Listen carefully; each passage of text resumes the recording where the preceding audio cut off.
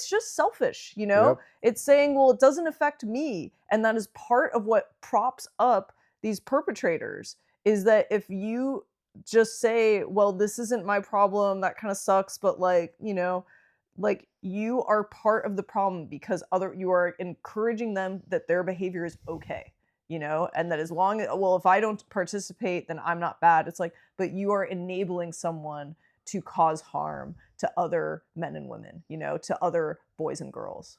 And I mean, it's that's the the, old saying. It's like evil is when good men do nothing, yeah, mm-hmm, yeah, or good people. good people, yeah. You know, and I think that that's something that we as a community in jiu-jitsu, but we as a human animal race need to do better.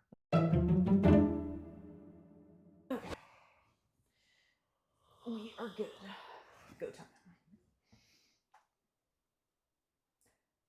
Hello, and welcome to Jiu Jitsu Ponderings. I'm Lauren. And I'm David. Thanks for joining us. Yeah. Yeah. All right, let's start off with some rapid fire questions. David, what is one of your favorite submissions that you have hit in competition? I think, I mean, there's a lot, but like, it's nice to be able to say that. I'm sure. Yeah, like there's a lot to like think about. I think that for just sheer novelty and also just disregard for other people's emotional and physical state, wrist lock from Mount. Nice. When did you last hit a wrist lock from Mount? 2019. Oh wow, okay, yeah, pretty long time. So it's been a while. Do you yeah, remember which one that was? Which one? What? Like which tournament? I don't have a. We have to start over. No. Hell no. Hell no. It was San Jose Open, brown belt, middleweight. Could you start over from so that I'm not like talking and adjusting the mic while you say that? Sorry, which tournament was it? IBJJF San Jose, no gi, brown belt middleweight. It was right. It was like it was like the last tournament or so before I got my black belt. I mean, not the last tournament, but like it was last time at San Jose. And I did it against one of my friends. Nice. Poor guy. Poor guy. And I wrist locked someone else in grappling industries in Las Vegas. That guy's bummed. Yep. I think that, and I've had some sweet knee bars from like very unorthodox positions that are also pretty fun. What about you? What's your favorite submission that you've hit in competition? So one that's pretty old that I still remember is the first time I hit a submission on someone at one of the majors. This was when I was a blue belt at Pans. And, you know, sometimes you're in the midst of fighting someone and you feel that you are dominating them and it's the end is near for them. And so I remember I passed this girl's guard and I got to mount and I was working on, I don't know, maybe like cross choke or something like that. And she bridged me and I was just like, no, you're going to die. And I got to a Kimura on her and yeah, I saw red or whatever. I was just in it, just, and I remember she screamed. And yeah, and so I won that match and that was on my path to silver at Pans. So that one's a longtime favorite. But I think that one of my other favorites, I had mostly arm bars, but then in my last year at brown belt and at black belt, starting to hit the leg locks has been really fun. The ankle lock in the open finals of Nogi Worlds at Brown Master 1 in, was that 2024? Yes. Yeah. That was pretty sweet. That was really cool because it was very close. She was really good. We were kind of stuck in 50-50 and I was in my mind I started to say, okay, if I can disentangle enough to get to the other leg, that's probably going to be my path to victory. and it was just all in like a split. It felt at least like, I bet if I watched the video, it would look like it was in like slow mo, you know. But in my mind, it was like a split second of just ankle, foot, everything connecting.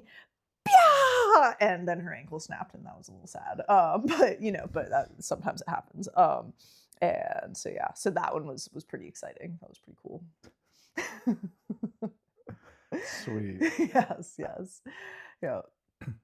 All right, next one.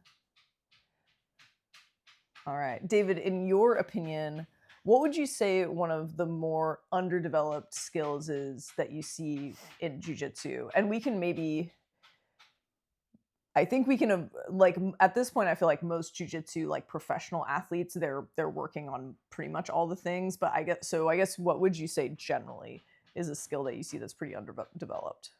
People's jiu-jitsu. Oh yeah. Yeah. More. I mean, I'm serious You're with in a that. sassy mood today. I'm in a huh? sassy mood. Yes. I think that one thing that I would say is a little esoteric is like the interconnectedness of your game and your game plan, in the sense that like a lot of people will be like, hey, I have a half guard game or a butterfly lasso game and whatnot, and they might intuitively, or they have like a couple different things that they go to, but generally speaking, like, if someone stops you from getting the spider lasso, you might be a fish out of water. It's like people get really reliant on that one game.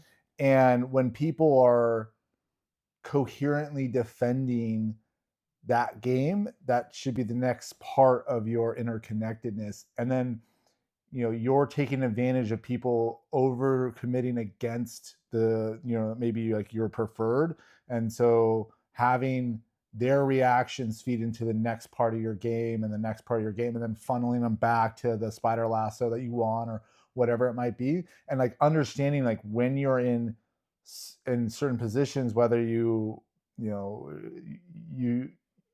just getting dropped into a role, starting in a weird position, most people won't be able to say like, hey, here's how I'm going to funnel back to one of my 2, 3, 4 core pillars of my game. And also it's like, if you have a spider lasso, I mean, obviously besides like if you have spider lasso, you go to triangle or omoplatas or whatever, like you're finishing the submissions often, or you're going like directly into like a sweep where you're on top or whatever, is like if you do sweep them, your game should be connected to your passing game. Yes. You Yeah. know, and like I feel like people don't spend mindful time saying, hey, here's my game in this area. When I get my ideal situation, like a guard pass, like what's my side control game? What's my, and if they do this, how are they all connected? And then if I'm on the bottom and they're stopping my number one thing, like what am I doing and how am I funneling it back to, my preferred thing? So like recognizing the interconnectedness of jiu-jitsu and your game. I'll do one quick follow-up question, because I feel like it makes a lot of sense that you would see that pretty regularly in the lower belts, white belt, of course, and blue belt and purple belt. You maybe only have like a very clear a path that you've developed. Do you feel like you see that at black belt as well? Yeah, all the time. Oh yeah, all the time. So like to your point, like if you're a white blue belt, like it makes a lot of sense. Like you're still figuring out. You're like, I don't know really what jiu-jitsu is, and I'm glomming on, I'm figuring out a couple key things, and you're trying to build it out and stuff like that. There's a lot of people in jiu-jitsu, high level, or not high level, but like high belts that these are like the toads, but it's also people that have like some decent games, but they're not connecting them. They're not flowing them together necessarily. And I think a really strong interconnected game is you have like your optimal path to victory if they don't, defend well enough, but they're usually going to have 1 to 4 defenses, like normal defenses. And so you should have an answer to at least that first one. Mhm. and then maybe that's to shut that down and then bring it back to your original path or whatnot. Mhm. And a lot of people just don't have that. Like they'll have a little bit of it, but once it gets deviated away, it's like the funnel back is. I feel like some of this is a symptom of a lot of the jujitsu training, where it's like you do A, then B, then C, then D, then E, then you get the finish. Mhm. When B goes off kilter, being able to come back and get into C, D, E, get your finish is very difficult for a lot of people, Mhm. and really to understand. Or like you're going down this other route and you happen to end up in B over here, being able to go then C, then D, then E, like that recognition.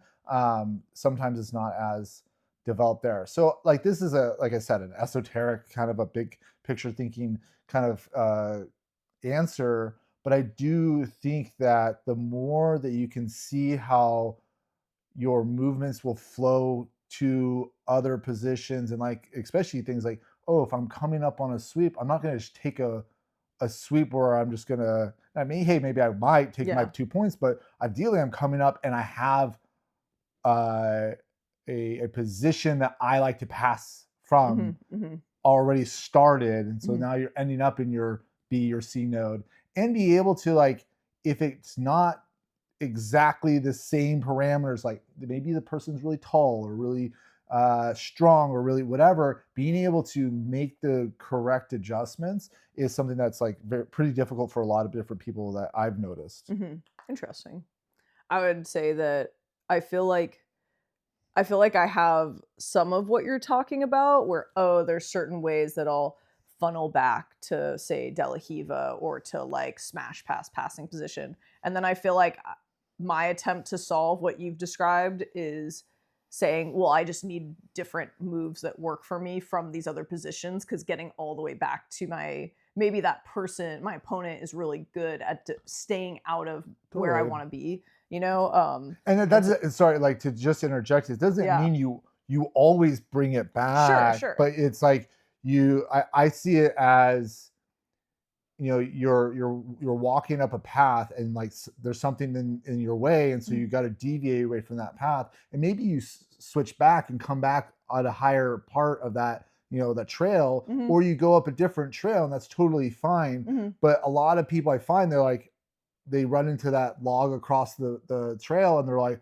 I don't know what to do. Or maybe they Yeah. start going here, but then they don't, they're not like as comfortable or Mhm. whatnot. And jujitsu, the permutations of possibilities are so vast that you can quickly get like deer in the headlights as Mhm. you proceed. And the more familiar you are with many different iterations of things, and being able to be comfortable, like, hey, this can be funneled, or I can take advantage of this with this other Mhm. coherent game. It's a lot of pattern recognition, and it's like, it's for some people it's very, very mindful development, where you're like, here is my game plan for Mhm. this, I'm going to drill it 100 times, and then when they do this, I'm going to drill this 100 times, and Well, that's that's what I was gonna great. ask.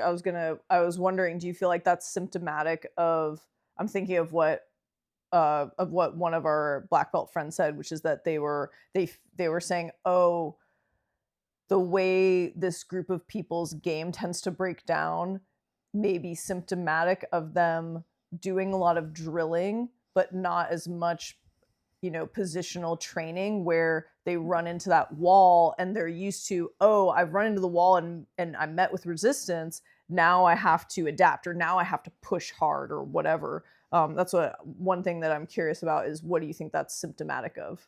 I think it's symptomatic of linear training. Like, it could be what you're saying is Hmm. like, I'm going to drill 100 times and then I try it and it either works or it doesn't work. Hmm. But to me, it's like a technique sandwich, Hmm. where like you got to learn the basic fundamentals, the A, the B, the C, the D, Hmm. whatever, and maybe you're allowing yourself some like freedom to explore a little bit, but like you're staying very constrained, and Hmm. you're doing the move sequentially, and you're understanding why you're doing this particular move, and either proactively preventing them from posturing up or whatever it Hmm. might be, but you understand why you're doing the move, and then like you're saying, you put it to the test, Hmm. and someone that knows it's coming is defending, maybe they're doing 60% or 70 or 80% or Hmm. whatever, but then you're still finding success. But now you're going to get someone that like is going to stop that. And then you know, when you're running into those challenges, you're drilling one, the troubleshooting of maybe like refining and making that better. But two, and I think more importantly, is okay, well, they're doing that. What else is available now? Because often if they're defending something, something else is available now. Yeah. And so I think building, whether it's drilling or just getting yourself in that position, which is what I like to do. And I like to codify like my like responses based off of like, I get there, I do something, it works or it doesn't work. And I do a lot of little experiments, or you're like, I'm going to troubleshoot with myself or a partner or my coach or whatnot.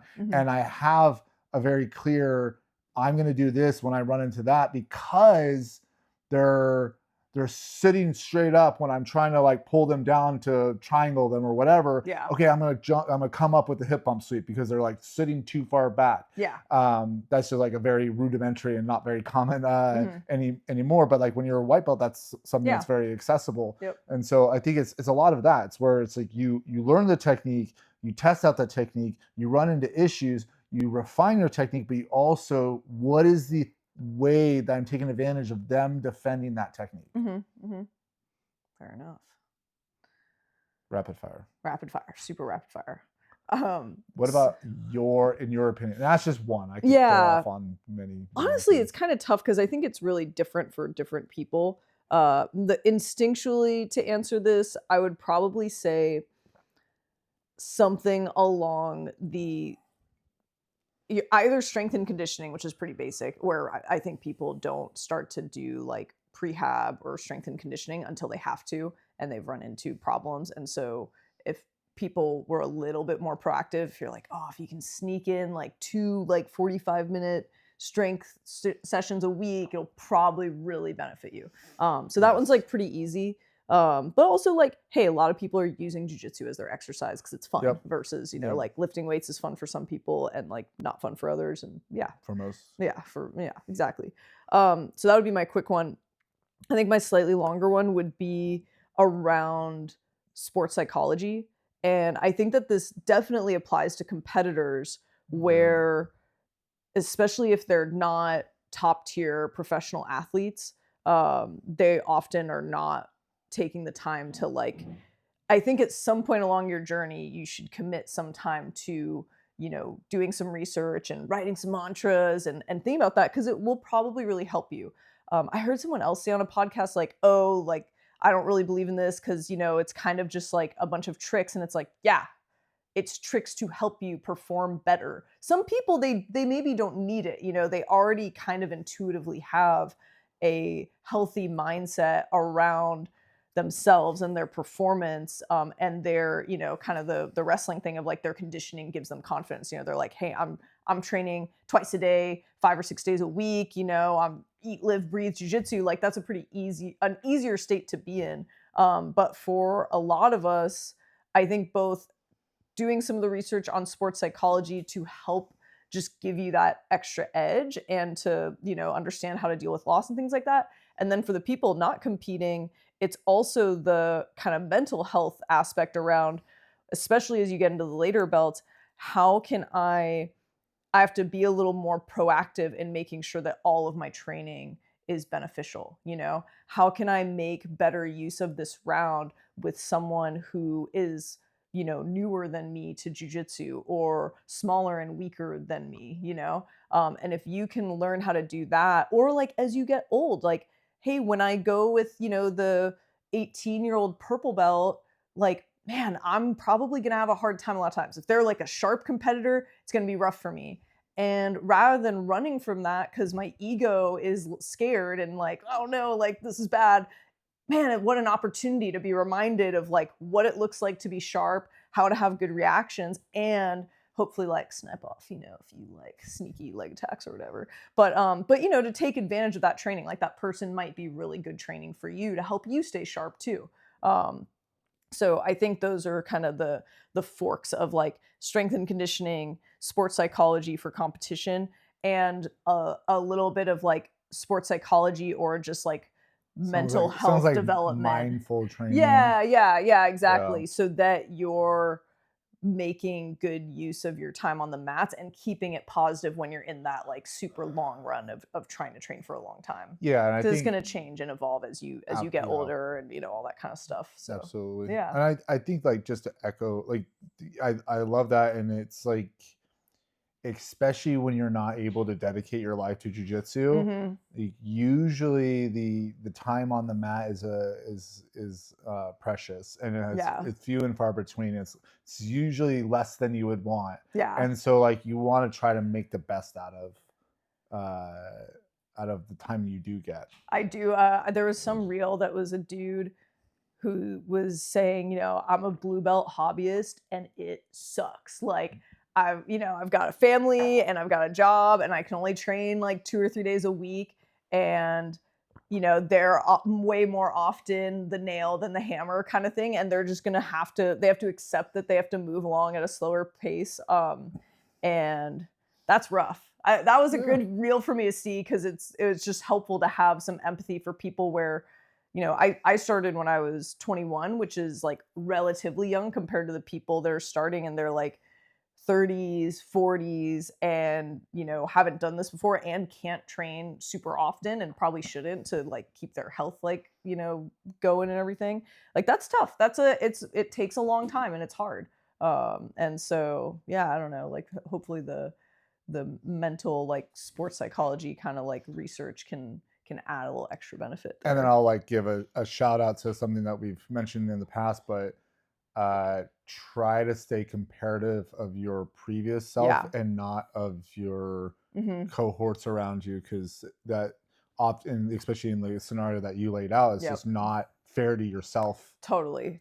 Because like, you know, they're going to be often training more, or just because they're moving up, faster doesn't mean that you are doing a bad job. Totally. All right, rapid fire. Fire. Who is the toughest opponent you've ever faced? You want to go first? You want me to? And who did you most enjoy competing against? Okay. When I was blue and purple, I was still doing some of the adult world championships and pan championships, and along the way you just fight absolute hammers sometimes. You know, she's not competing as much now, she's a mom, but I fought Brenda Heller at blue belt, who was one of oh my god, I'm gonna forget her name, Beatrice Mosquito's coach. Oh my god, she's like a jiu-jitsu legend. She was out of the Gracie Humaito women's team.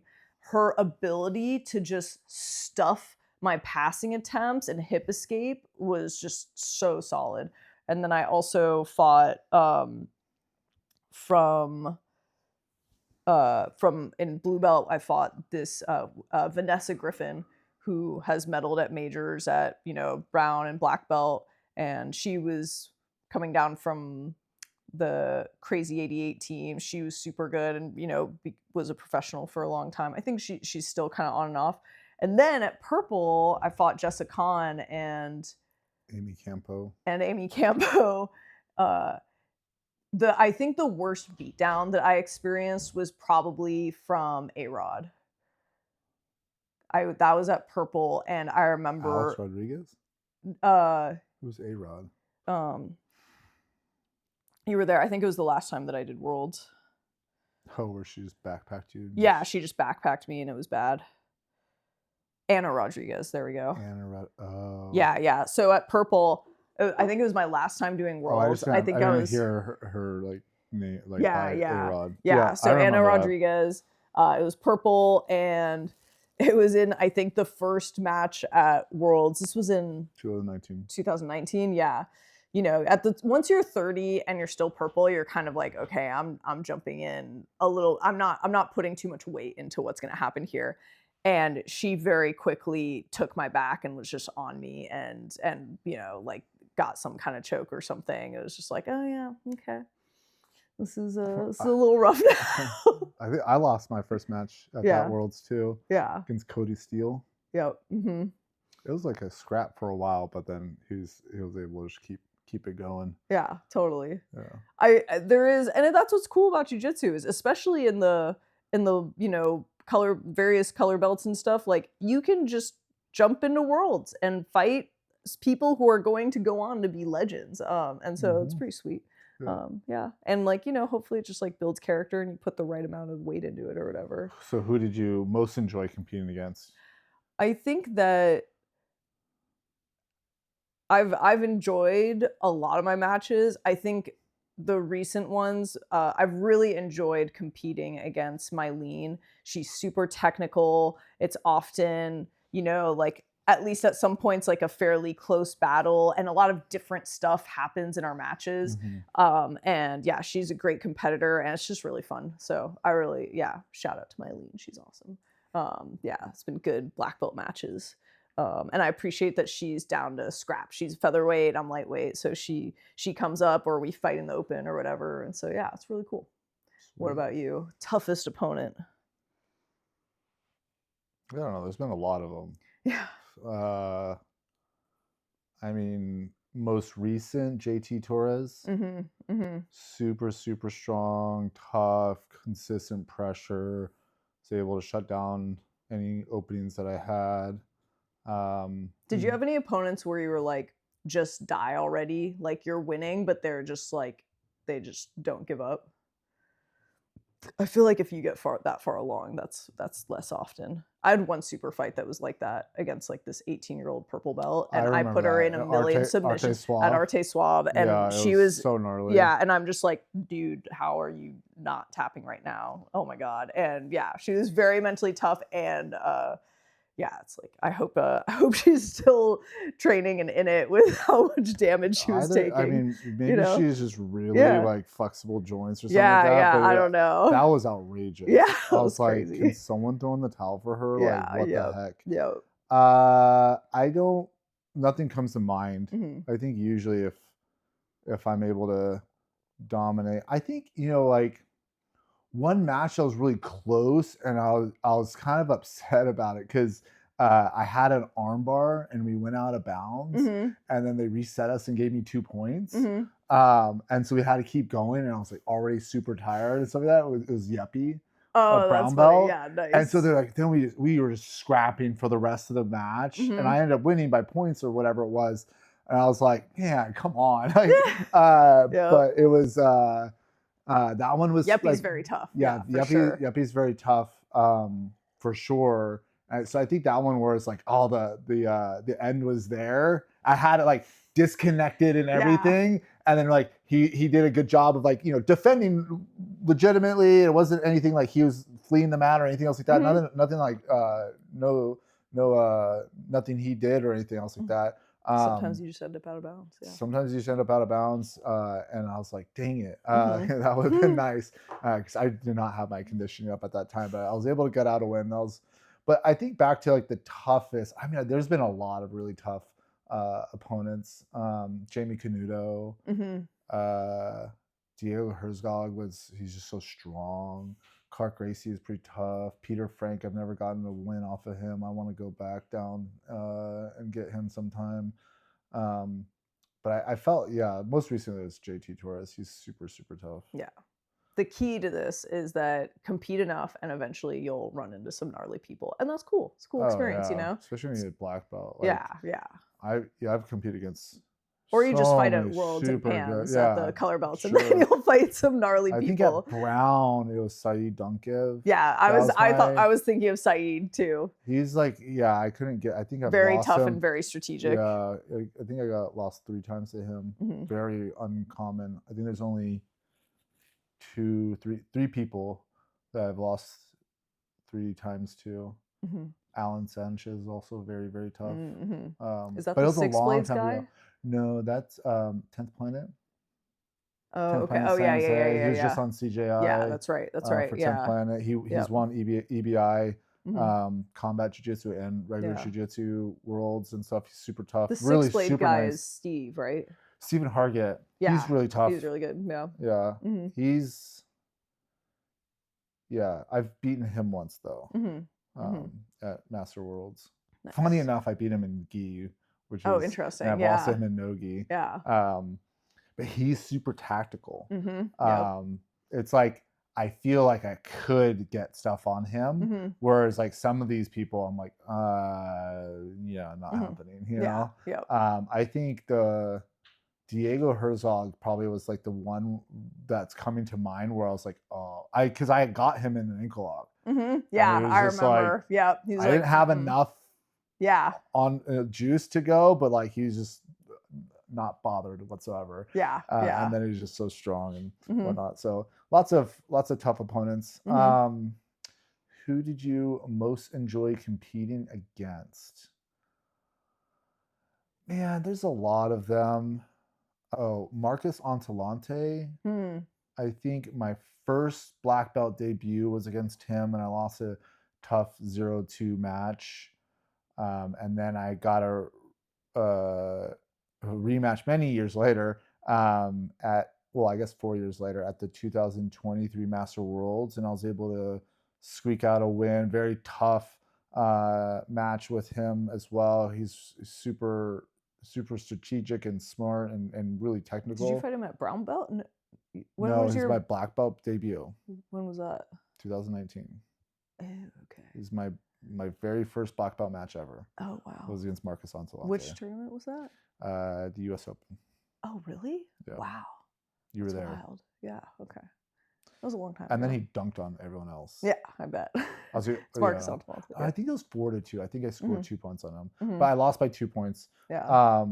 But that was like it was fun because both of them were like really tight match. I was in danger in the one that I won, but I was able to get out and then get a knee bar going out of bounds again. I ended up getting, I think I got 2 points for it because I had him dead to rights. Yeah. And like in fact he like kind of hurt his knee. Yeah. But it was going out of bounds. He was already calling it out. Yep. And he got a little upset about it. And afterwards he's like, hey, I'm sorry, because like he kind of got a little bit pissed off because he was like thinking I was putting it on after like he blew the whistle or like told to stop, and I didn't. It was like right at, and as soon as he said something, I let go. Yeah. But even then, I mean, he was still like tough as nails. There's lots of good ones. Yeah. David, how was training this week or in recent times?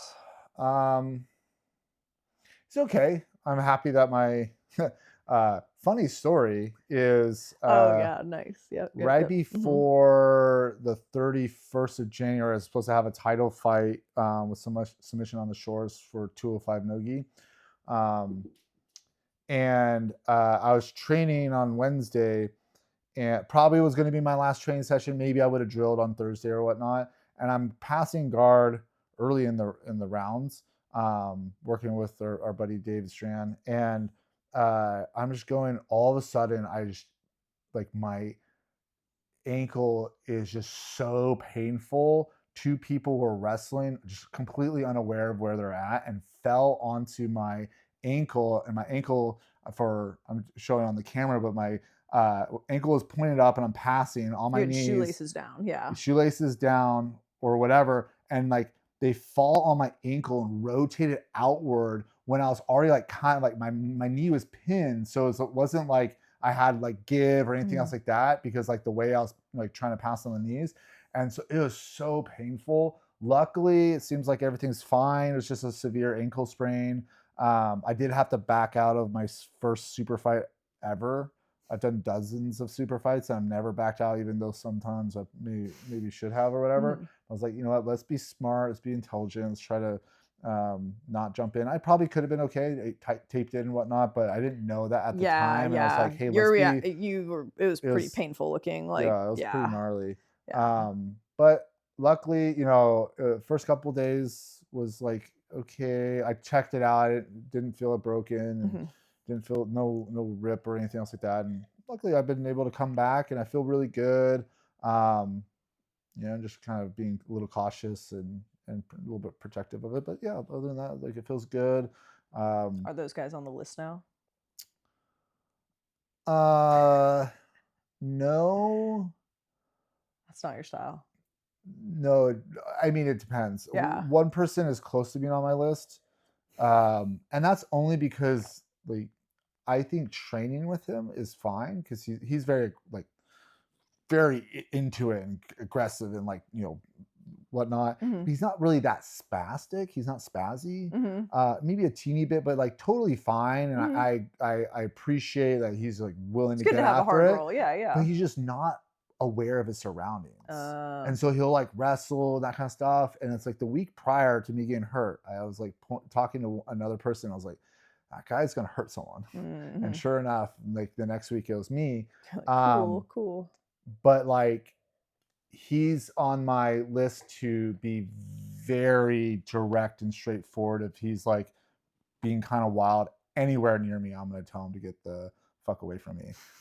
Because like I if he falls on me again, I'll probably put it down on him. Uh-huh. But I give him a benefit of the doubt because shit happens and Yeah. everything. Yep. It's totally fine. Like, I think like I was extra annoyed because like I had to pull out of my super fight and everything Mhm. else like that. But it's like dude, stuff happens Yeah. totally. Yep. But there's a difference between training hard and like, hey, like you accidentally kick a group over Backstep into there someone or whatever. Yeah, and yeah. like two people falling like Yeah. across the mat and falling on someone else. Like Yuri was like, I saw it happen. There's nothing I could do, and they're just going, and I just watching them fall on you, and Mhm. I'm like, yeah, it sucks, And so I think it's just like a heads up reminder that I'll probably give them of like, dude, like, especially when the class is big and stuff like that. If you're going to wrestle, just be aware, Yeah, be mindful. exactly. Like I wrestle too, even if it's packed, but like I'm ultra aware. And there's a fluffy tail in there. Fluffy tail. How was training this week for you? So lately I have noticed that in focusing so much on nogi for the last 4 to 5 months or so, I'm like, oh, my De La Riva and Berimbolo has gotten a little rusty. And so coming back to the gi, I think that and especially with the retreat in mind, so I'm kind of thinking of like, okay, what do I teach really well? What's, things that I'm really comfortable explaining and really understanding in depth. And a lot of that is my De La Riva system, but in Nogi, it just doesn't happen quite as frequently. And so coming back to the gi, part of what I'm telling myself is, hey, right now is the time to be playing it more, like really insisting on it and getting some drilling back in. Okay.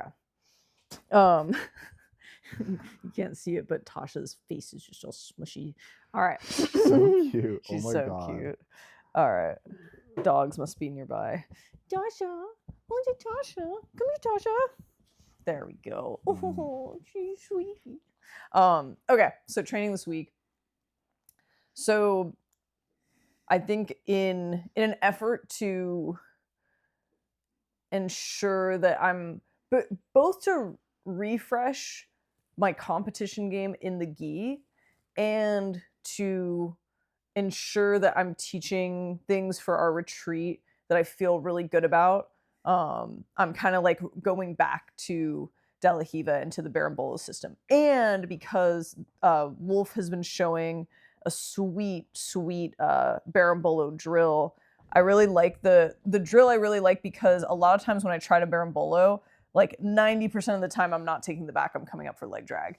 And this has led to years of frustration that my Berimbolo is effective, but not as effective as it could be.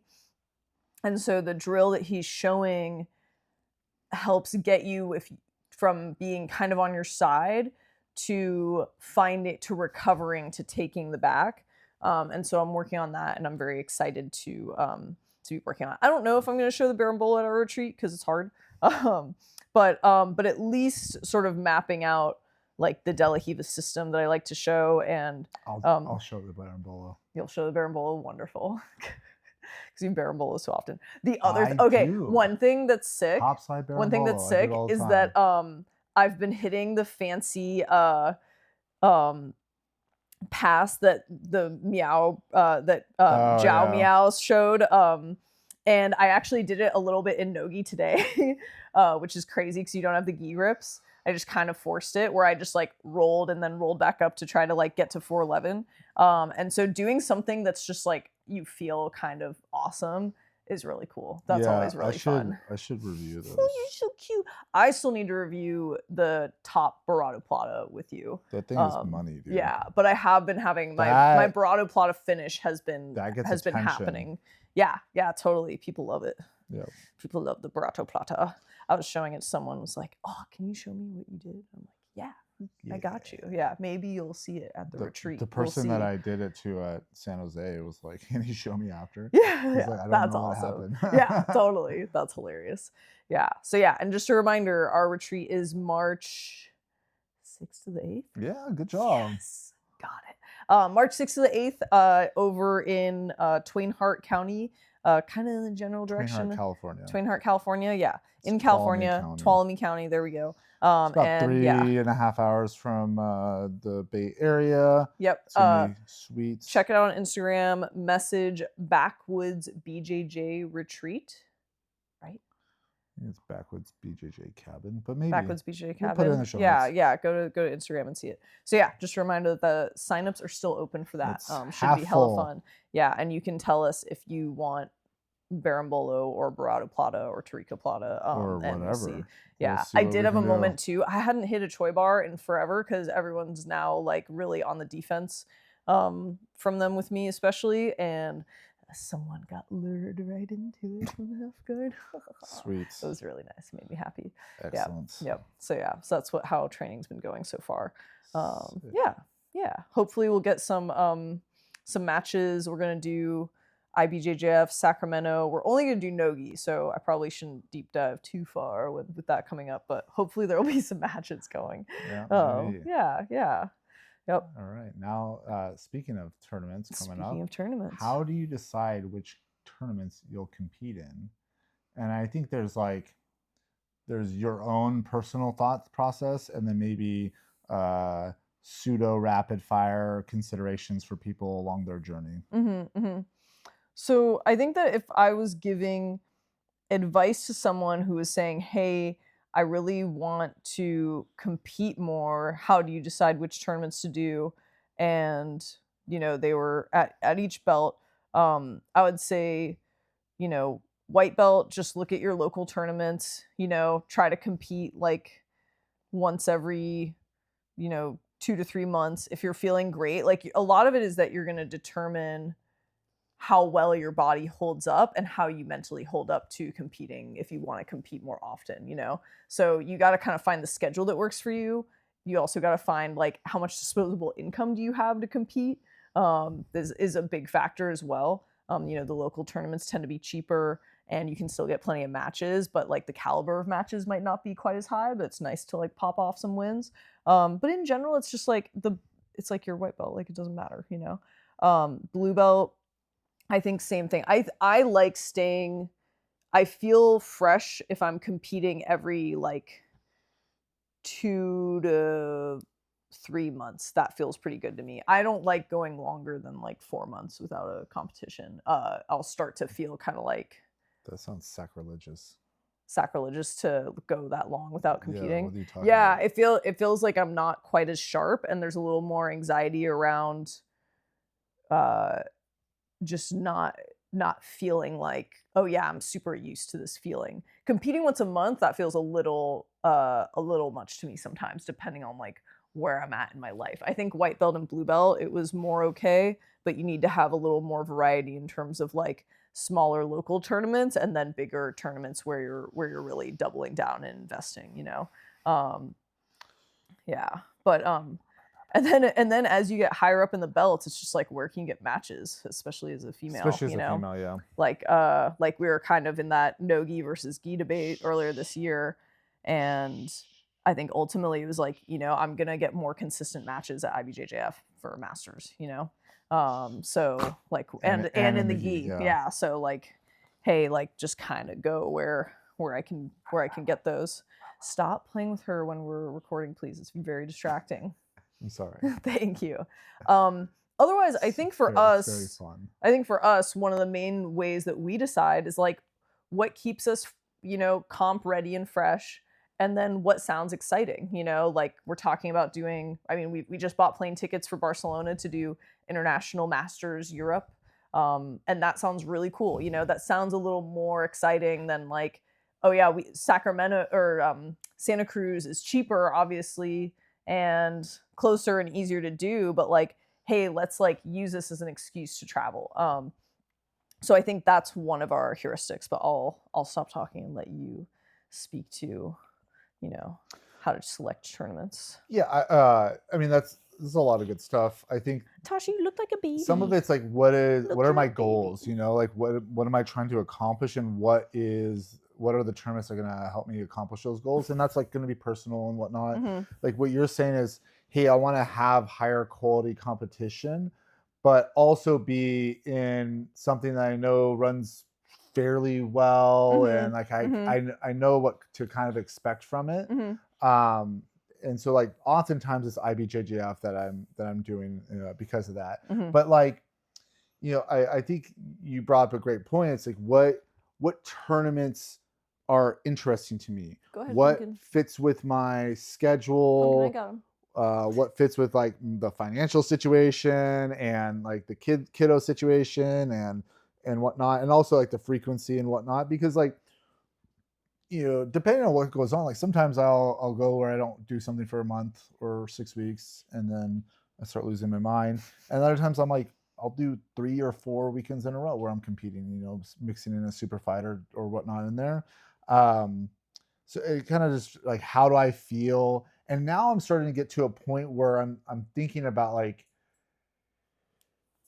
you know, what do I want to do? Because Mm-hmm. I do feel like my competition gusto is waning a little bit. It's still certainly definitely there, but it's Mm-hmm. not quite as strong for every single tournament. I'm like, maybe I don't do this or that one. It's like, you know, what's exciting to me, what gives my, you know, my goals. Some of it's like Nogi, IBJJF, because I'm still wanting to stay at least somewhat relevant in the top 3 ranking and stuff. Hello, kitty. It's a lot of animals. What's happening? Tasha wants to Kisses. say hello. Kisses. Okay, that's enough though.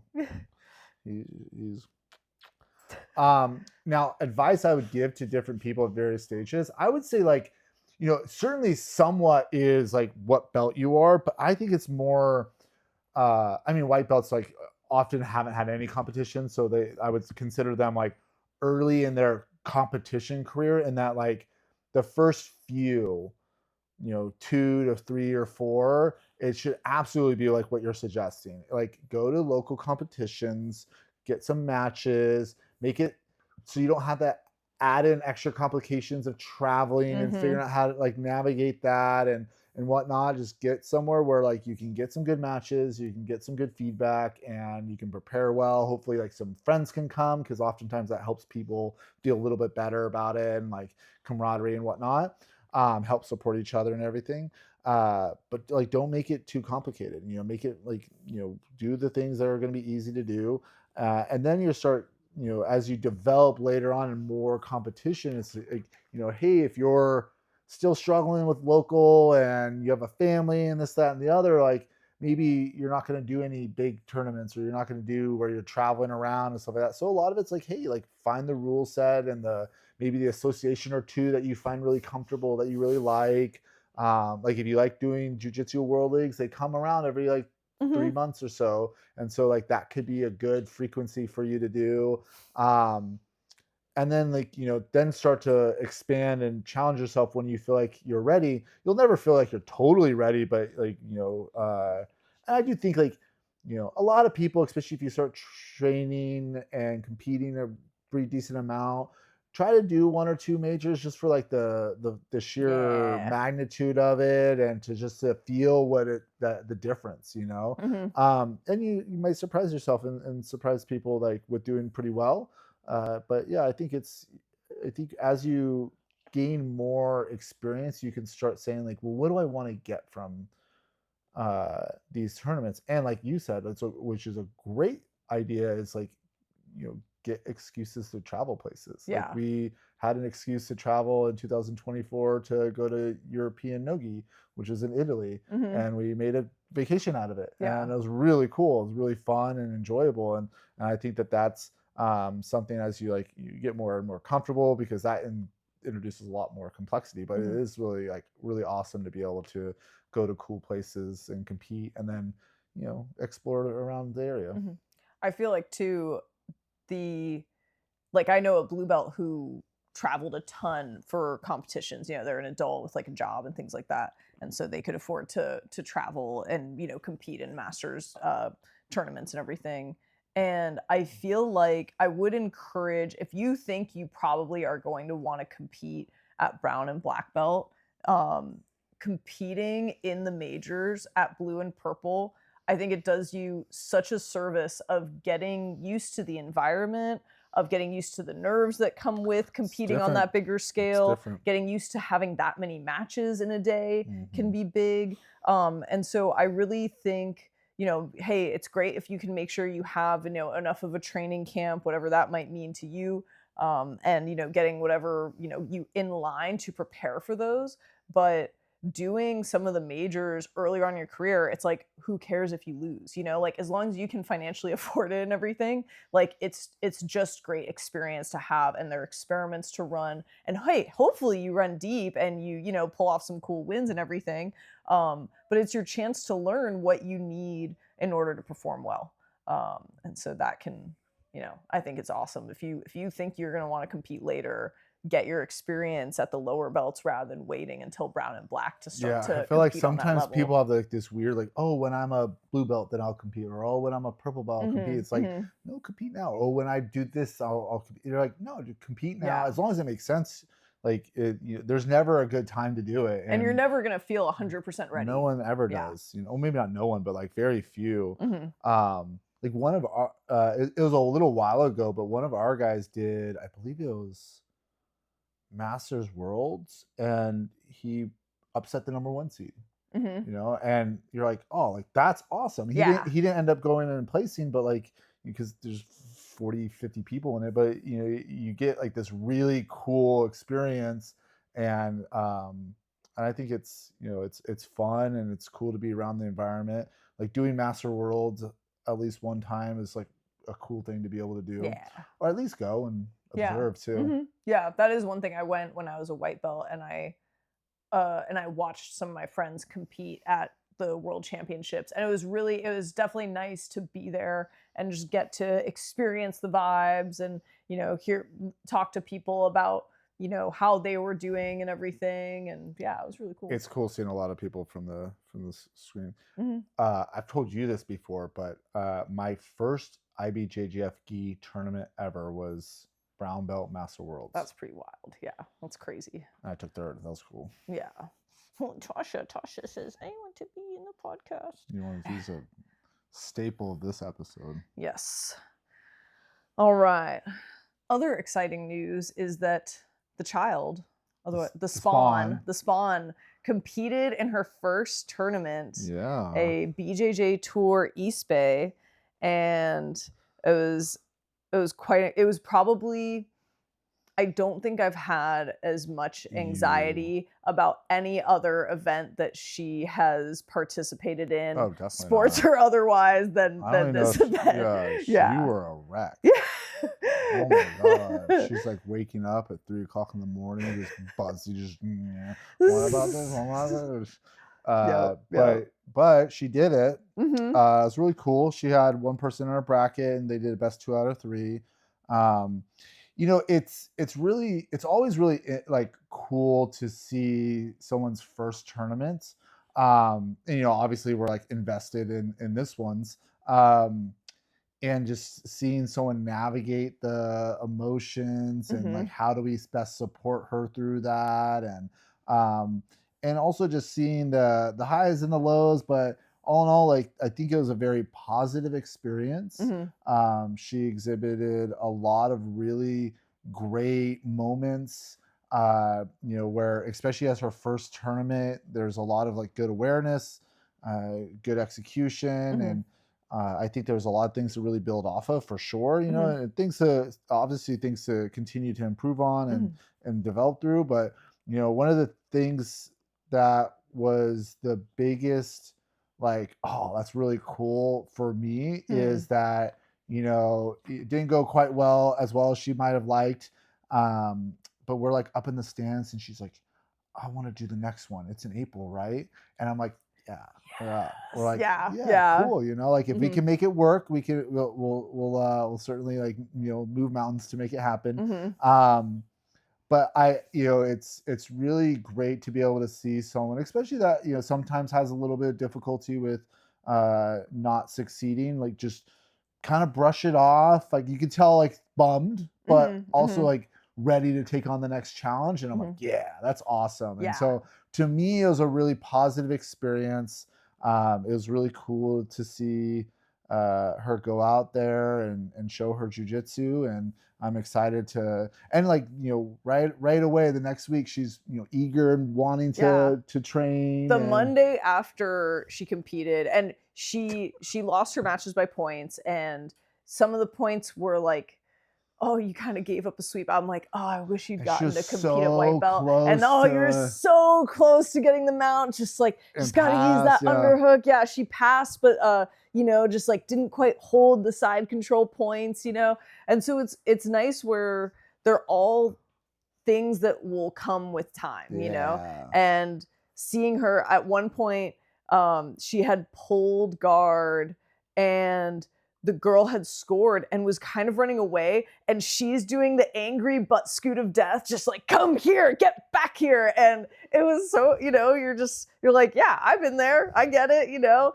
And so it was cool seeing her just really in her, you know, be herself. You know, she was super fierce, she was very determined, she never gave up. And that was just, and you know, it's like doing a jiu-jitsu tournament is one intense. parent was there. We had a bunch of kids compete that weekend, and the whole range of highs, gold medals, and lows, you know, losing a match or two. And one of the parents was like, you know, gosh, how it's so intense, you know. And it's kind of hard to watch. And I'm like, yeah, like on some of like they I know jujitsu is not a fight, and they are fighting. Like it's not a boxing match or whatever. You're not getting hit in the face for the most part, but like you are grappling with someone as hard as you can. Like it's pretty gnarly for adults, let alone for kids to do, you know. And so, yeah, we were really proud of just seeing her go and do her thing. And yeah, it was really cool. I think like, and I shared this with the Spawn, but Mhm. the the father of her opponent Mhm. was like, you know, they're walking over to, or he was walking over to like go to the podium and Mhm. whatnot. And he's like, oh, is that your daughter? And I'm like, it's my stepdaughter. And he's like, man, what a war. It's really great. And I Mhm. was like, yeah, it's like, it's really cool, you know.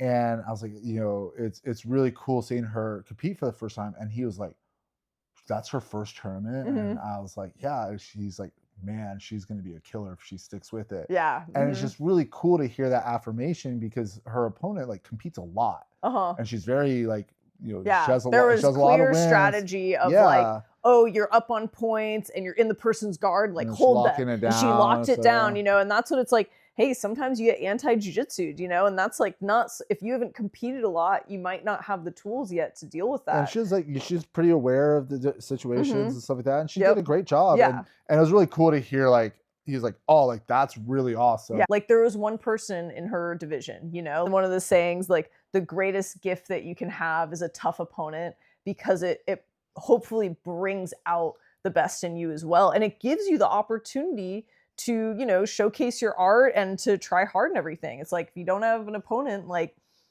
you know, you're kind of out of luck. So it's I thought always, the greatest gift you can get is chocolate cake. well, only if you like chocolate cake, you know.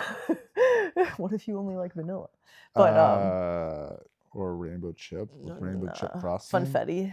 Funfetti, Cake, yeah. that was my jam back in the day. Or angel food cake with Dummy some, and girl. with Girl. some strawberries. Angel food, that sounds pretty good. Dude, angel food cake's so good. Why are you licking my hand so much? She's aggressive with it. So yeah, in summary, she Super the Spawn proud. can have a tough time, like we've seen in team losses where, you know, the kind of negative voice is very strong for her, and it's hard for her to see what she did well or what her team did well. And so seeing her, the one piece I'll talk about too is, like I said, we had a bunch of other kids compete, and some of our preteen girls totally took her under their wing. You know, they were just like, you did fantastic. Like, oh, I had a tough time at my first tournament too. Like, and it means so much, at least in that instance. It's very clear from a kid. For her, she's like, of course my parents support me. They think I'm great, whatever. But for her to hear that from her teammates who are, you know, a little older than her and everything, I think that really helped her get perspective and stay positive and feel supported. So that was like really cool. And I'm really glad that she got to have that, where it wasn't just us. It was like, you know, her friends from her team were there to build her up. And that was awesome. And she got to see other kids going through the same thing, you know, of experiencing great wins and experiencing tough defeats, and that everyone, you know, we're all going through the emotional roller coaster of competing at one point or another, you know, if you're staying in it. So yeah, it was really cool and mostly exciting that she felt juiced on it. And so then on Monday, after the tournament was on Saturday, she comes into train, and she proactively is like, I want to help teach the little kid class, you know? So she gets out there and she helps teach that. And then she does her class, and then we're just kind of hanging out, and she starts to do the warm up with the adult class. And I'm like, hey, whatever you want, we can go. And she's just like, no, it feels really good to do jujitsu. I'm like, nice. Yes. Excellent. And then she did 3 rounds in the adult class and everything, and got to spar with like a couple different people and with me. And so yeah, it was really cool. So I think that's one of the best things too, is like, hey, you're right back in it, and you're seeing how being in this flow state makes you feel good, you know, is like the biggest thing. So that was really cool. Yeah. So yeah, pretty awesome. That's And cool. I'm glad we waited and didn't push her until she was asking. Like, she heard other kids were doing a tournament that she wasn't going to get to do due to scheduling things, and she was like, wait, I want to compete, you know. And so that I recommend, if you're really like, you know, oh, when will my kid get to do it? Hey, sometimes it's great too when they're super young or whatever, if they're feeling it. But I think with her, she tends to be very clear on what she wants and doesn't want. And and she was, it was like, I want to compete. And then we're like, oh, like, okay, let's get you training. And then like, and it was consistent. Like, I want to compete. I want to compete. Even when there was one day that was really, she had a hard day at school, and she was feeling the pressure to do well from herself, you know, in competition. And so she had, you know, I try to give like a tough round and a like more chill round. And she was just having a hard day, and I'm holding her, and she's, you know, crying and stuff. And I asked her, you know, I'm like, do you still want to compete? And she's like, yeah, you know, like very, very clear. Cause I was wondering, oh, if this is this going to turn the tide in her wanting to do it? And so that was really cool, you know, where she was understanding that, or she was just going through it, and that she didn't want to waver in her decision. That was really exciting. Sweet. Let's try to keep this brief. Oh my God. Oh, we'll do our best. All right. Our final topic. We'll try to keep it brief, but man, it's a gnarly one. So. Yeah, right? Oh my God. Sure you want to talk about this? You know, I think we kind of have to, just in that it's on everyone's mind in jiu-jitsu right now, are the allegations that are coming out around Atos and Andre Galvao, and around other gyms, around Checkmat and things like that.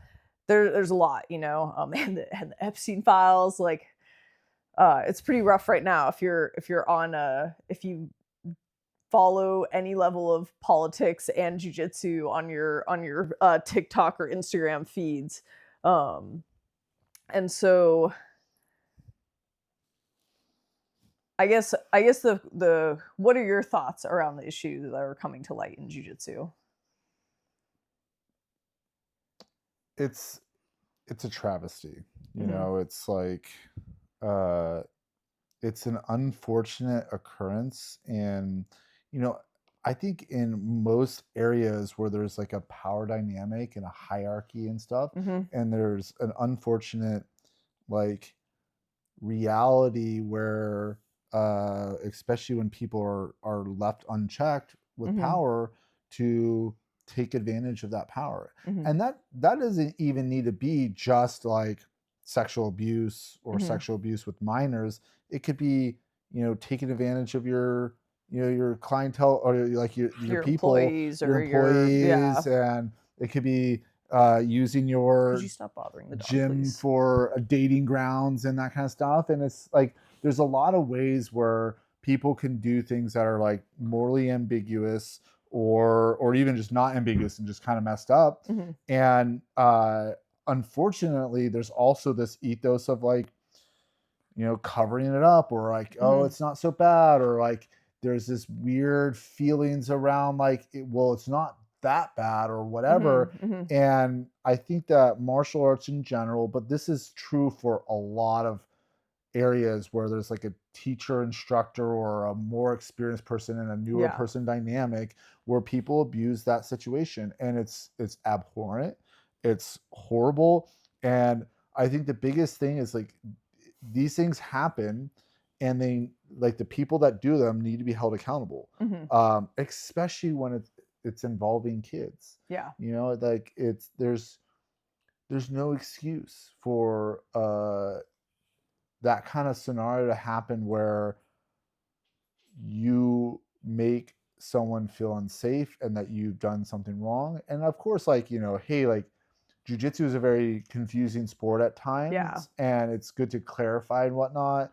But like, there's a lot of really just kind of shitty people out there that may or may not know they're doing shitty things, Mhm. but other people are enabling those things to happen, and that is really bad too. Like Mhm. the person that does the act is someone that needs to be held accountable, and the people that help enable those acts to continue to happen should also be held accountable. Mhm. It's unacceptable that it's so strong in our cult in jiu-jitsu culture that that's been acceptable. Mhm. I feel very strongly that it's improving, and there's a lot more people that in general don't have this cult like, this Yeah. person is holier than thou Mhm. attitudes.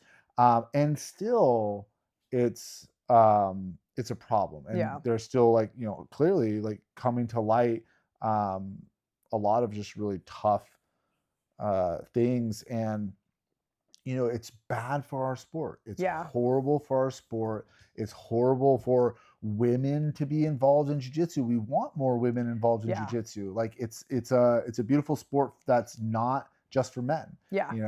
and it's not for men that are pieces of shit. So long story short, it's disheartening, it's very sad, it's tragic. And the only good thing I think from it is, hopefully this is more of a reckoning moment, like coming to light. And if able to follow the law and persecute people to the degree of law, great. um and hopefully, it allows and enables and inspires people to speak out. Mhm. And I think one thing that's really clear, or isn't clear but like should be made clear, is abuse doesn't need to be literally rape Yeah. Yep. or sexual assault. Mhm. I think there's a spectrum of things, and it doesn't need to be that far for it still to be completely unacceptable. So I think, like, on that note, like, I think you're probably a little bit better positioned to speak about like what is and isn't like acceptable, and when and how to like think about speaking out, Mhm. and how to think about it. But I think one thing is, jujitsu is a sport where you're vulnerable. Mhm. And it's very Everyone, intimate. it's That's very part of intimate. what makes it difficult for people to analyze when something is right and wrong. Oh, were they just reaching for my pants or were they like touching my butt? Like it's really tricky, and unfortunately part of that opens the door to people like using that intimate space for wrong things. Not like not a lot, but like some number of them, you know. some number of Yeah. them, and that's unacceptable. And I think it's, what you would ideally want to imagine is, would I feel comfortable with my 14-year-old daughter training at this location, or my Mhm. 16-year-old daughter, or Mhm. my 16-year-old like son? Yeah. Like, you in jujitsu, it's I feel very strongly that you show up and you're trying to improve yourself, but you're Mhm. also trying to give back in small or big ways Mhm. to your community and helping everyone improve. And that might be, hey, you're giving them a tough round, or you're doing a same move over and over again to really highlight that, like, hey, like, you should probably find a defense to this. Mhm. But it's also making sure that their safety, not just that you're not cranking, Yeah. submissions, but their safety, to feel comfortable in their body and who they are, and to be able to show up on the mat and not worry and not be confused around, like, is this or is this not acceptable? Mhm. And a lot of that's like around culture, and it starts at the top of the gym, and the ownership Mhm. and the higher belts, and set the tempo of what is and isn't acceptable. And at the end of the day, like, hey, not everyone's going to like jujitsu, and that's Mhm. okay. But and not everyone's going to like, getting armbarred and whatnot, and that's Mhm. okay. We're not talking about that. It's where it becomes an abuse of power, abuse of a situation where you are taking advantage of someone else, and that needs to be stomped out. Yeah. You know, Yep. and I Um, and I think mhm. that sorry, I No, go know, ahead, yeah. and I think that, like, one thing that we as a community need to do is to be able to, one, support people that are encountering this, and two, uh to really clarify, like, what is and how to speak out, Mhm. and that might be, if you're attending a class and that instructor is, you're like, they're being a little bit weird. it would I would hope that you would be able to go to the head instructor or maybe another instructor and say, "Hey, here's my experience. I'm feeling a little iffy about it. Mhm. Like, can you help me, like, navigate the situation?" Mhm. And, like, hopefully you feel safe and comfortable doing that, and that they're going to, like, take it serious, Mhm. address the situation, and support you. Mhm. Because, like, if you're just not able to even do that, like, there's a problem with that gym. That's a really, really, Yeah. really big red flag. Yeah. And, Yeah, if no one's allowed to express dissent in any way, that's probably a red flag. yeah, Yeah. totally. And it's like, and you would, like, if I were the gym owner, I would want people to talk with me about that, Mhm. because then I can talk with the instructor, and he could, one, I can, ascertain, like, is this guy being a creep, or he's Mhm. like, oh, that wasn't the case. I totally know what she's talking about. Yeah. And it was like a misunderstanding. I'm really sorry. I'll talk to her and I'll say, I'll apologize, and I'll make sure, like, that Yeah. nothing like that happens again. So Mhm. there's no ambiguity. And that would be great, and I think that really sets the tempo. And I think also just understanding and exploring, like, what is and isn't acceptable, and what is and isn't legal, Mhm. and knowing the avenues of who to talk to when you feel like something's illegal happening to you Mhm. or to someone else. Yeah. Being able to speak up on behalf of someone else that doesn't recognize or feels scared or is uncertain or doesn't know what to do, um, be that person's hero. Mhm. Mhm. I think there's a lot here, and it's hard to know where to start. I think for one thing, the one thing that I'll mention first is that with this stuff coming up, there was, of course, first just kind of processing what was occurring and the shock of it, you know? It really sucks to see one of the top women's teams having this going on. You know, it really shakes uh your belief in what a good thing the sport can be, and it's awful, you know. Um and so I think one thing that, you know, as it was coming up, you know, I took this as an opportunity to talk to my kid about what this is, and about, hey, like, grooming and sexual abuse can actually look like a lot of things, you know? If someone is sending you text messages that are sexual in nature, if they're implying anything, if they're sending you pictures, if they're touching you in ways that are inappropriate or talking about your body, all of that, at least under California law, and we're not lawyers, like we can't give advice on law, but from what little we've researched, all of that is illegal to do to a minor.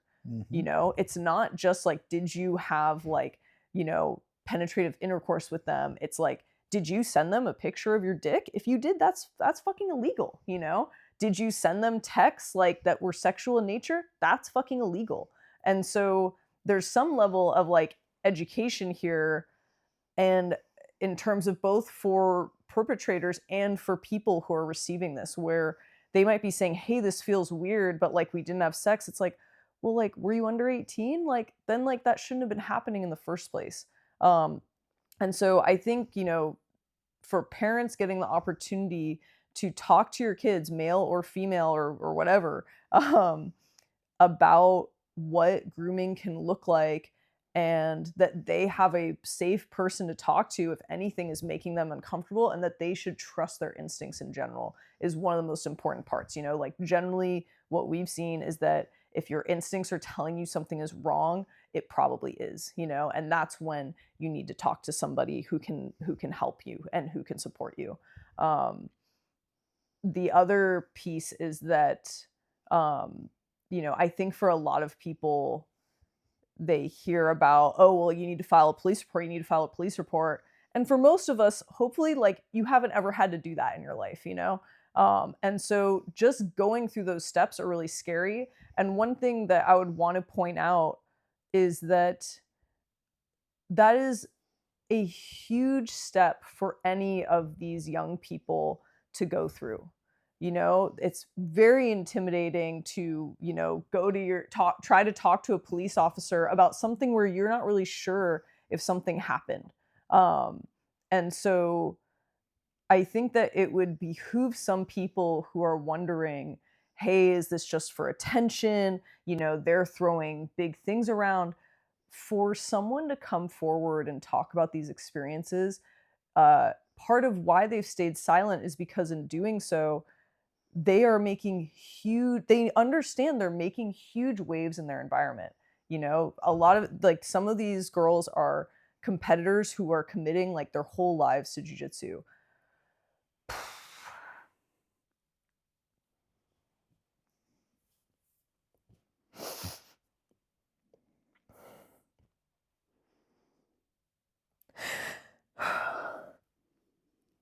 Fuck, I have to like edit that out.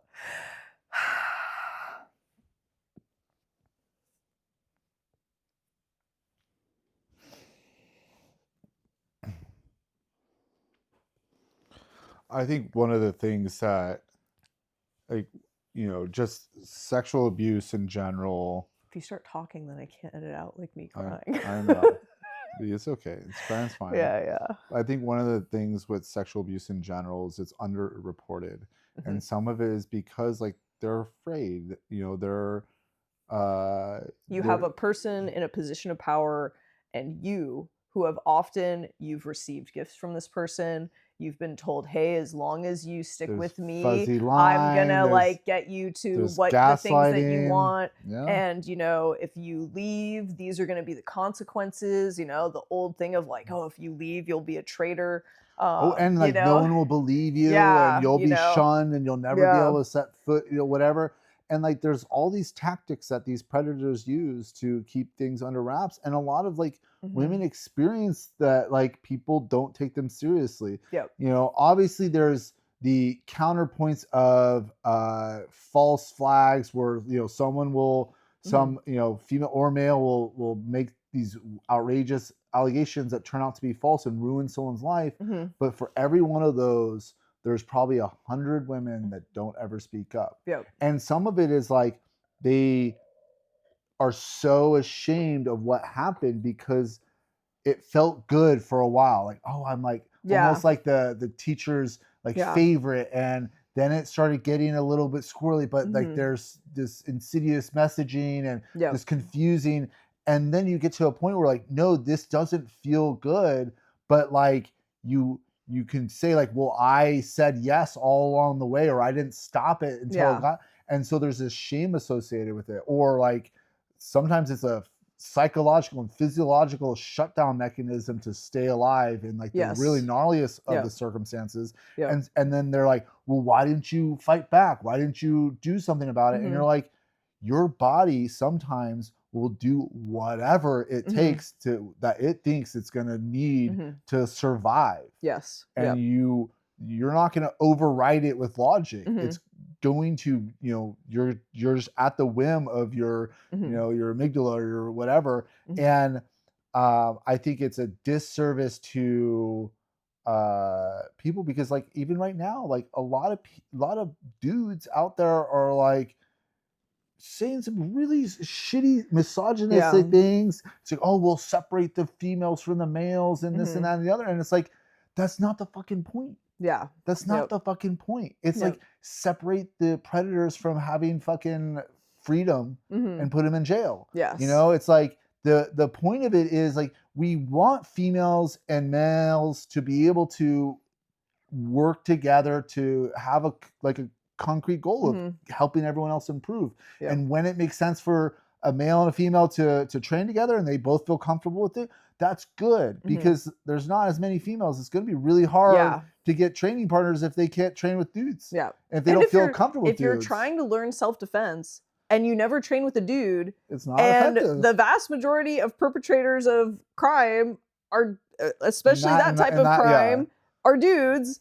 Like what, yeah, like how are you going to like get realistic looks and everything? And it's just selfish, Yep. It's saying, well, it doesn't affect me. And that is part of what props up these perpetrators, is that if you just say, well, this isn't my problem, that kind of sucks, but like, like you are part of the problem because you are encouraging them that their behavior is okay, and that as long as, well, if I don't participate, then I'm not bad. It's like, but you are enabling someone to cause harm to other men and women, to other boys and girls. And I mean, that's the, it's old saying. It's like evil is when good men do nothing, yeah. Mm-hmm. Yep. or good people. Good people. Yeah. And I think that that's something that we as a community in jiu-jitsu, but we as a human animal race need to do better Mm-hmm. across the board. And it's like, it's not, ideological differences are one thing, but clear, like, and I encourage people to have ideological differences, like Mhm. think about, talk whatever, but there's a difference between thinking differently and being a piece of shit and taking advantage of Well, people. and I think what this hopefully is I think most men look at this and think it's pretty abhorrent, and hopefully it's a wake-up call to the percentage of those men who, maybe have witnessed something in the past where they're like, that was a little weird, but I guess they'll handle it or something like that. Like, especially those men in power need to hear often from other men that what they're doing is wrong. They need to be challenged. Otherwise, there's no one telling them, "Hey, you are doing something bad," that they respect, And and sometimes that's, that's a slippery slope, it's yeah. like Yep. you inadvertently or on purpose or whatever, you Mhm. do something that's a little bit uncool, and no Mhm. one ever tells you like that's uncool, and like Yeah. keep Yep. perpetuate, and maybe it never gets to a really gnarly Mhm. situation, but you're still doing things that make people feel uncomfortable. And Yes. so like, and it's like beyond Mhm. the sport, that needs to be addressed, Mhm. that needs to be brought up. I will say too, like, for coaches, you shouldn't be having communication with your students, like, outside of class. Like, you shouldn't be texting them, you shouldn't be messaging them for your own safety as well. Like, it is, you shouldn't be, you don't want to be establishing that relationship outside Yes. of training, Yes. You don't want to blur the lines. Yeah, And like being exactly. a coach, being an instructor, being a gym owner, Mhm. or a program, Mhm. you're in charge of a program, is a responsibility. Yes. It Mhm. is, you have people's livelihoods in your hands, Yep. and Mhm. it needs to be taken seriously. Mhm. And I think it's like, it's a shame that there are a few bad apples in the bushel, Yes. but I don't even think it's just a few. Yeah. Like this needs to be eradicated from the culture that's here. And I'm glad to see a lot of people making very swift action, whether it's Mhm. self-preservation or not, of distancing themselves Mhm. from the Atos situation and others, and like really speaking out. And I'm hopeful that this brings to the light this disease within our culture Mhm. that can be really like made much less of a problem, Mhm. and more people being empowered to speak up and speak out Mhm. against it if they ever see it. And I think it's a really trying and tragic time, but hopefully there's some glimmer of hope that Mhm. this is one of those big catalyst moments in the whole jujitsu, ethos, that yes, it's a big stain Mhm. because it is, but hopefully on the other side of this, we can grow as a community to be more inclusive and empowering. And it's not to say like, hey, you need to be all hunky dory and happy go lucky Mhm. and super inclusive to everyone's beliefs and rights or whatever. But it's like you're having a sanctity on the mat that you should Mhm. have a base level of respect as a human being for the other people that are sharing the mat. And Mhm. especially when you're in a position of power, of respect for what you have as a relationship with the people that you're Mhm. training. Mhm. And you want to have an environment where people feel comfortable enough that feel like there's so much trust involved in the sport. Mhm. Now, Mhm. again, that doesn't mean that like you need to, if you're a big competition scene or even an MMA gym or whatever, that you Mhm. need to like pull back on the aggressiveness or whatever. Yeah, Like yeah. you can have that kind of culture. That's totally fine. Mhm. You build your ethos around that, but at the Mhm. core of it, it should be treating other humans with respect for the sole fact that they're humans, and not taking advantage of that situation, Mhm. especially of children. People that take advantage of children have a special place in certain places Mhm. that need to be taken care of. Mhm. And that's just the way it is. And I think that it's a shame, but again, I think this is a really powerful potential moment in the jiu-jitsu history that we can really start to you know bring to light more and more of this abscess disease Mhm. and eradicate it. Mhm. Yep. I think that Fuck you, pedos. yeah, seriously. Pedophile's a piece of shit, dude. Yep. Um, I We think should that be the ones that are protecting. yeah. The some of the main precepts of martial arts is like you become strong so you can support and protect Mhm. the weak, not Yep. prey on the weak. Like, don't be a fucking piece of shit. Mhm. Like, you know, like it's outrageous, it's unacceptable, and people need to do better. Mhm. Go to therapy. Don't take advantage of other people. Like, fuck it. Yep.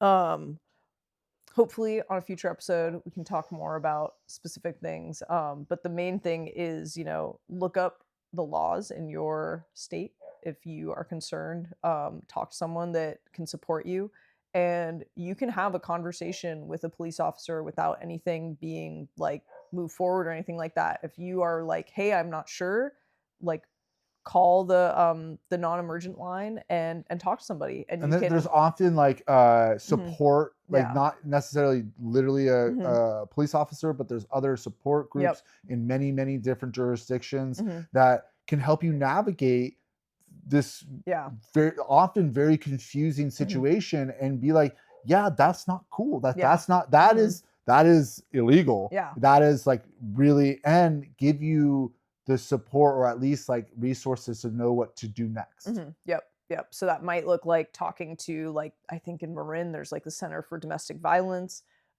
Like some of these places you're like, "Hey, this doesn't exactly fit my narrative," but they can probably connect you to people that can, because Yes. going through the whole like police report thing is, it's It's a long process, overwhelming. and It's it's yeah. big, but like take note of everything that happened, like keep all of your text messages, like keep everything and create a log, and then go in and start to get support, um and like let the system work out like what should occur from there. That's the main thing, is that you can you have to put it in motion for things to get decided.